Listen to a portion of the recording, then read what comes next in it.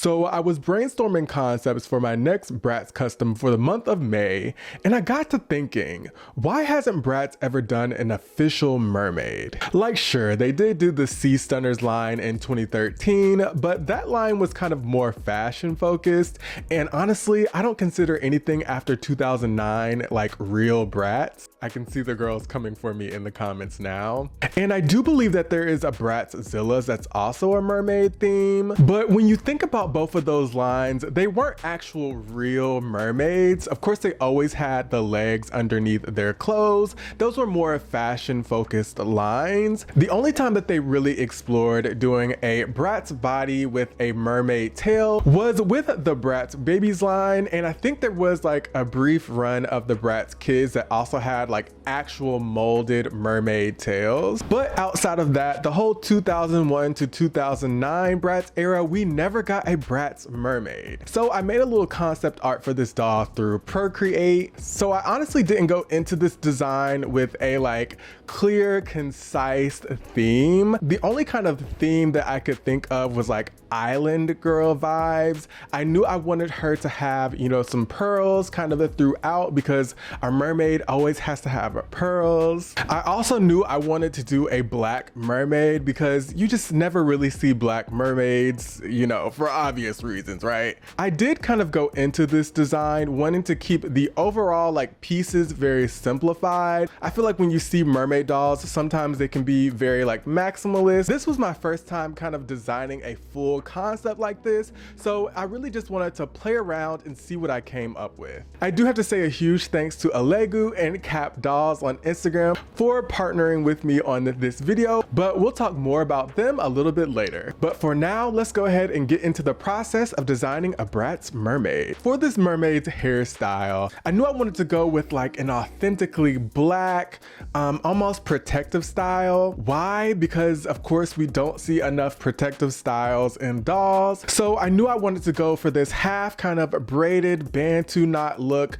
with kind of like flowing curls in the back. So because the front of the head is going to have cornrows, I started out with this blank head that I got from AliExpress. When I tell you these heads are super duper convenient because you don't have to worry about filling in the holes. So I always recommend getting these heads if they're available. Usually you can find them for pretty cheap. But because they are unrooted, of course you do have to go in and draw in a hairline. Then I'll be using this mint colored nylon from the Doll Planet to kind of map out how I want the braids. This will also just kind of help me determine how thick I want each braid to be and get a rough measurement so that all the braids can be even all the way around the head.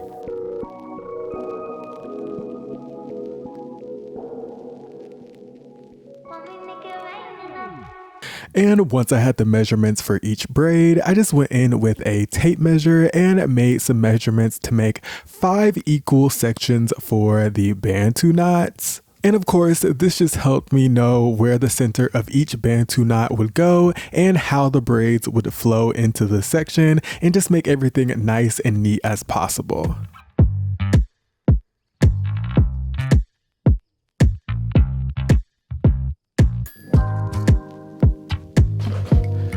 I'm not gonna lie, I'm not sure how well this will turn out because some of the lines kind of overlap in some places. So, but we'll have to see. I think I have another head that I can repaint just in case. Nah, baby, we didn't end up doing that. To start painting in some of the details on the scalp, I started out with each of the part lines. Now, the color looks really light, but acrylic paint always oxidizes and gets darker. So I just went in with a kind of light brown nude color to mimic the scalp paint. Then after that was done, I went in and started mapping out where the teal kind of hair looking strokes needed to go. So in real life cornrows, the hair is kind of pulled to the center. So you definitely want to kind of mimic that with your paint strokes just to make sure everything looks nice and natural as possible. And because no one's hair is all one color, once I laid down that base color of teal, I did go in with a lighter color of teal and kind of give the hair a bit of dimension. And once I painted in all of the hair strokes, I just went in with a satin varnish and sealed the entire head.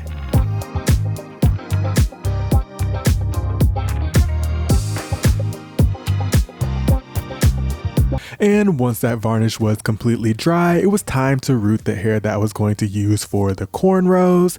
Now I will say on that very first section that I did, the hair was still rooted way too thickly despite me doing that little test run earlier. So in the end, one of the Bantu knots was slightly thicker than the other ones, but we're gonna act like we don't see that, okay? For the curly back portion of the hair, we're going to use this curly kind of 5mm nylon from the Doll Planet hair. When I tell you I've had this nylon hair for probably over a year at this point, and I was just waiting for a project to use it on, and a mermaid is the perfect project, of course.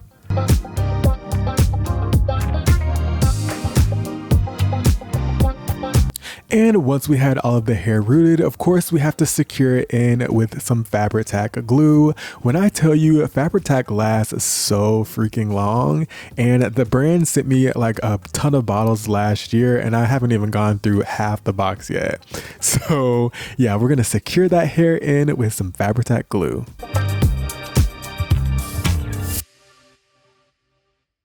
At the last minute, I remembered I'd also purchased some blue tinsel for this hairstyle. It's just to kind of give the hair a little bit of dimension. So what you just saw me do was root in that blue piece of tinsel just to give the hair a little bit of sparkle. Then I'm gonna go ahead and take hours and hours and hours to do about 70 or 80 little micro braids so that we can, of course, create those cornrows a little bit later.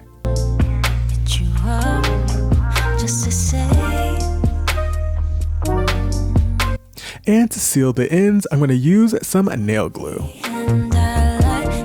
A couple of hours later, once all of the braids were finished, I did go in and section out the different parts so that I can start to glue down the braids. To glue down the braids, I'll just be using some nice simple super glue. And because I wasn't interested in gluing my fingers together, I'll also be using a pair of needle nose tweezers. And basically what I did was just take each individual tiny braid and glue it down to the painted section on the scalp. Of course, everything was glued to the center to kind of create a faux ponytail to create those Bantu knots a little bit later.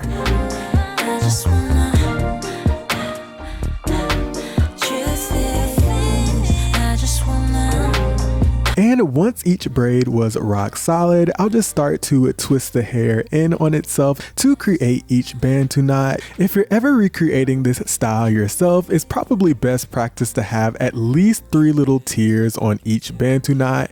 You can always do more, but I'd probably say 3 is the standard. So bright, I wait till stars come at night, so I could dream of. For her face up, this was actually my first time designing a makeup look without like a reference photo. Usually when I design my faces, I'll look up some like real life makeup inspo just to kind of keep me on track. But this time I didn't do that. I'm so sorry if I close up the truth is, I just wanna. Once the face was fully sealed, I went in and started to map out the doll's features. For this face up, I wasn't really going for see you next Tuesday. I was kind of more going for a more aloof look, as Hexian would say. So super slim, angled eyes wasn't the goal here. I wanted the lines to feel very rounded and very kind of dreamy and ethereal. Those are the words that come to mind when I think about kind of the shapes that I wanted for the face up.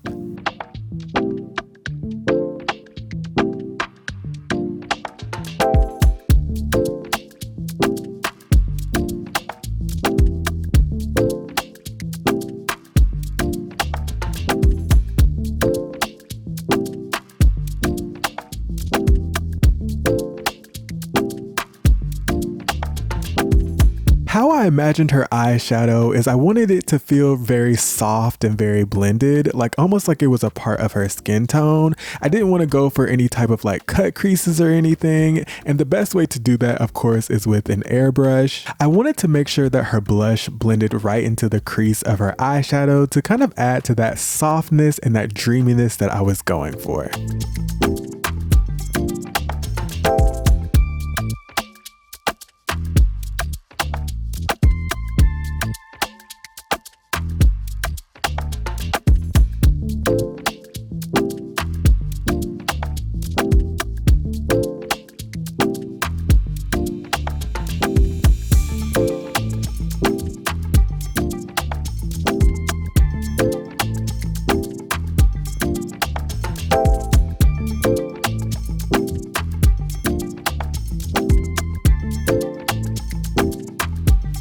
her eye color, I decided to do this kind of blue leaning purple. At first I was a little bit worried that it wasn't going to go with the rest of the face up, but it actually does kind of accent the pearls that I add later to the face, so it was definitely a good choice.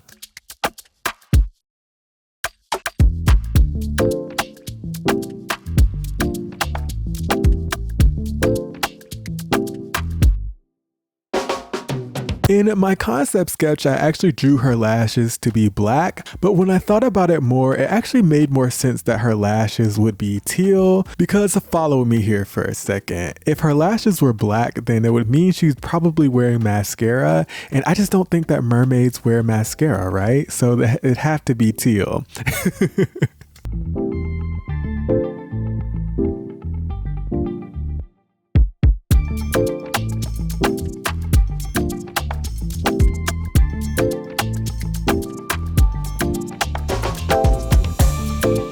I also added some gold liner to her bottom lashes and also a little bit of gold to the lid as well, and it just tied in really well with her gold accessories. In my heart, till you found another northern star, following a lover right out of my ocean.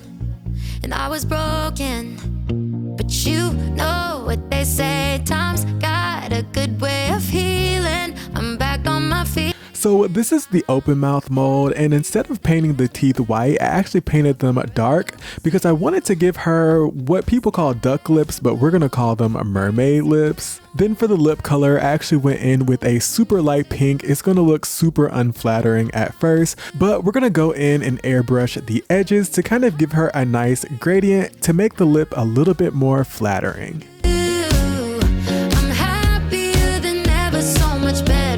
And every mermaid needs a little bit of shimmer, so I went in with some pink gold Pearl-Ex powder on her cheeks and her forehead to give the face up a nice shine.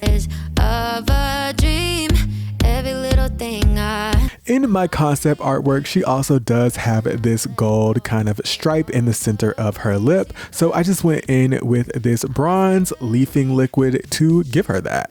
And no face up is complete without a little bit of satin varnish, so I went in with that varnish on her lip and on her eyes just to make the colors a little bit vibrant, because MSC kind of dulls the colors down a little bit.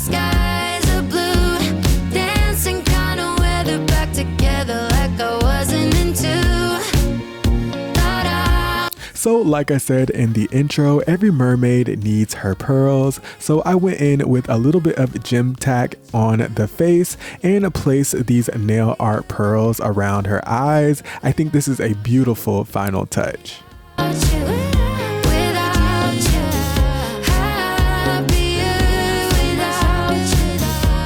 So this project definitely required some body modification. This was my first time ever doing any type of like official modification. So it definitely took a little bit of conceptualizing and planning to kind of figure out how to engineer this body. So unfortunately, to give this mermaid her tail, we have to amputate her legs, a little reverse aerial here. So I started by leaving her in some boiling water for 5 minutes. Did this actually help? In hindsight, maybe, question mark. Then I went in with, as you can see, a little spatula here and a hammer to separate the doll at the seams to try to get the legs out. If you ever do this yourself, you do have to crack the doll kind of on the undercarriage and also at the sides so you can remove that full plate off, as you can see.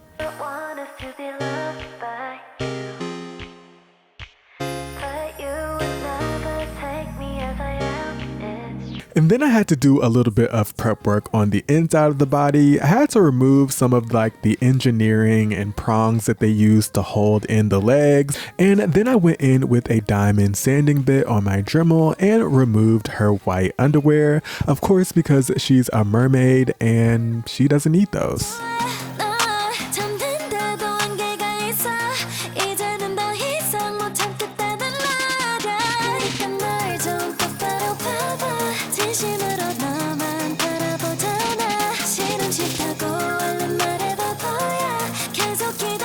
And once the body was sanded completely smooth, it was time to fill in the cracks we created when we separated the body to remove the legs. So I'll just go in with a little bit of that same super glue that I used earlier and glue the two plates along the edges where they'll touch to hold everything together when we start our sculpting a little bit later.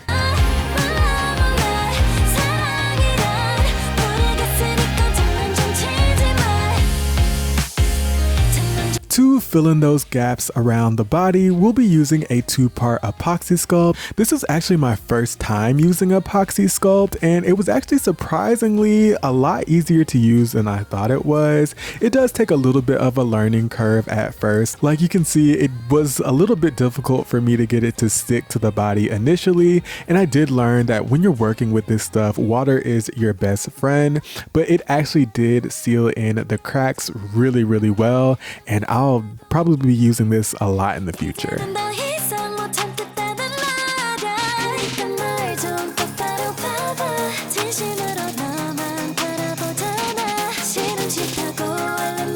In 24 hours, when the epoxy sculpt is completely dry, I just went in with like a 320 grit sandpaper to smooth everything down. Again, this stuff is super easy to work with. Like, it sanded down way easier than I thought it would. And yeah, it almost looked seamless in the end. Another first for me is I had to do some sculpting work for this doll. Of course, the doll does have a tail, and there needs to be a nice transition from the scales on the tail to the body. So again, I used the epoxy sculpt to do this. Now, this didn't turn out perfectly. This is my first time kind of like trying to shape clay into making like a texture. I had to watch a couple of YouTube videos that I will try to link down below, but this was definitely a task. It definitely took me 3 or 4 times of trying to sculpt the scales to make them look like something. In the end, they weren't the prettiest. I'm not even gonna lie, they weren't the prettiest, but it worked well enough for it to serve its purpose.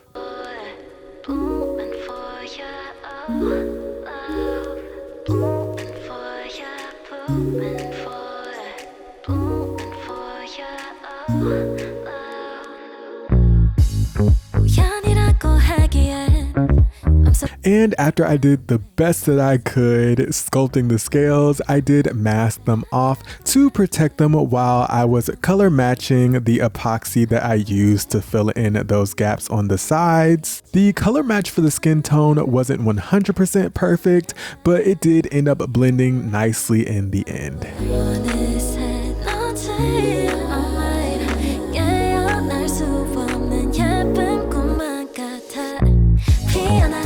And just like my concept art, the scales are kind of like a light blue kind of teal color. So I just used my airbrush to paint the scales, and that will finish the body modification.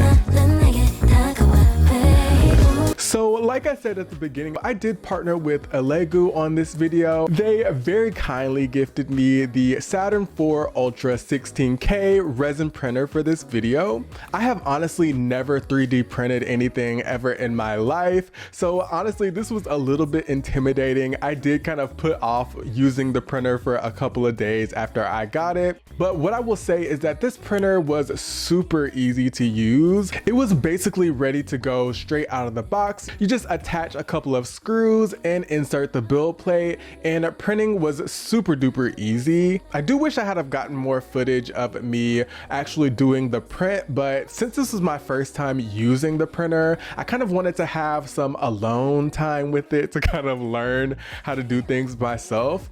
But again, printing was super easy, super user friendly. They also sent me over their washing and curing station, and whoever thought of having that all-in-one was such a smart decision. It makes washing and curing the prints super duper easy, convenient, and fast.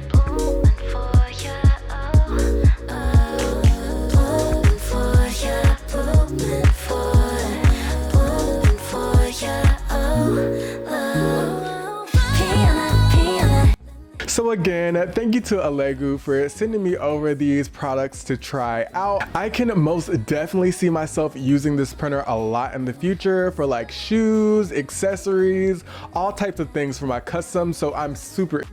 So you can't do a mermaid doll without a tail, of course. I could have just easily made a fabric tail for this doll, had the little Bratz legs underneath, but instead of that, I partnered with the legend, the icon capped dolls for this project. They, of course, sculpted the tail and the accessories for this doll. And once everything was printed, I went in with some white Vallejo primer and primed everything. Then I went in with that same bronze leafing liquid and painted both of the cuffs for her wrist, the cuff for her neck, and then also the crown. I love that this crown kind of gives her a goddess vibe. And of course I added the small little pearls just to kind of tie into the pearls that are on her face up. And I think it worked out super well.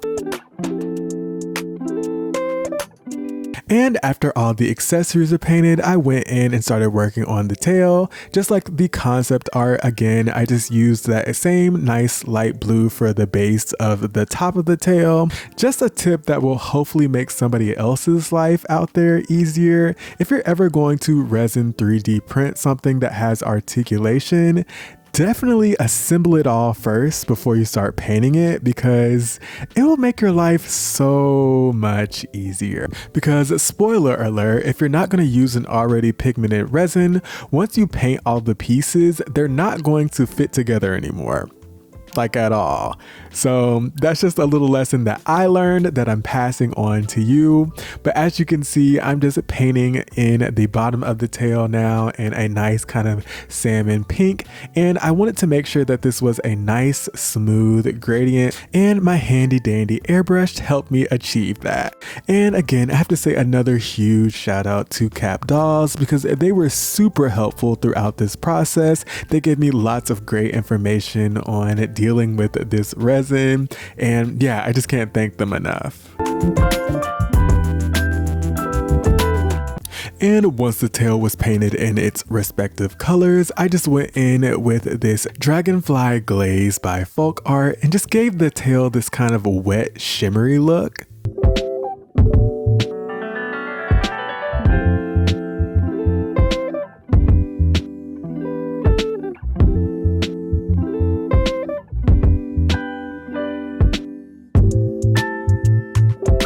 For the bra top, I wanted to keep it strapless and sell the fantasy, so I just went in with that same Loctite super glue and glued these 11mm glass beads across the bust. I also used a couple of 3D printed cowrie shells painted in white and gold to give the top a more organic look.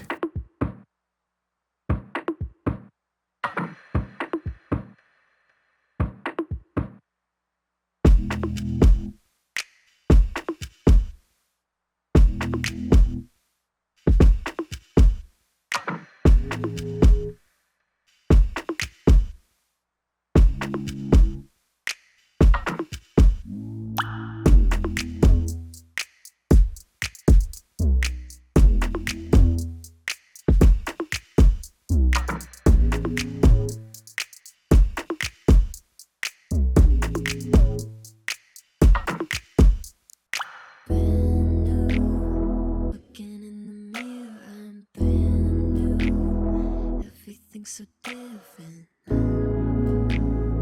Pray I'm never coming down. Baby, you got me feeling better. Looking in the mirror, I'm brand new. Life is better off the way I'm never coming down. Baby, you got me feeling.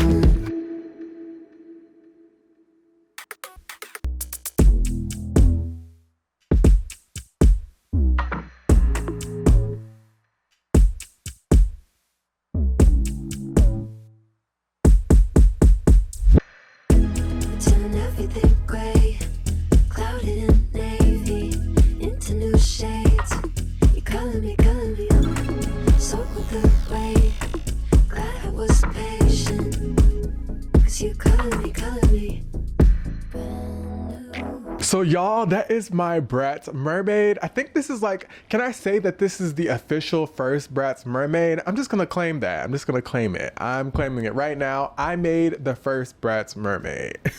Again, a huge thanks to Elegoo and Cap Dolls for partnering with me on this video. So one thing about me is that I'm a Virgo and I'm huge on critiquing my own work. Maybe because this is my first time designing like a full kind of concept. I'm not really sure how I feel about the doll. I want to love her.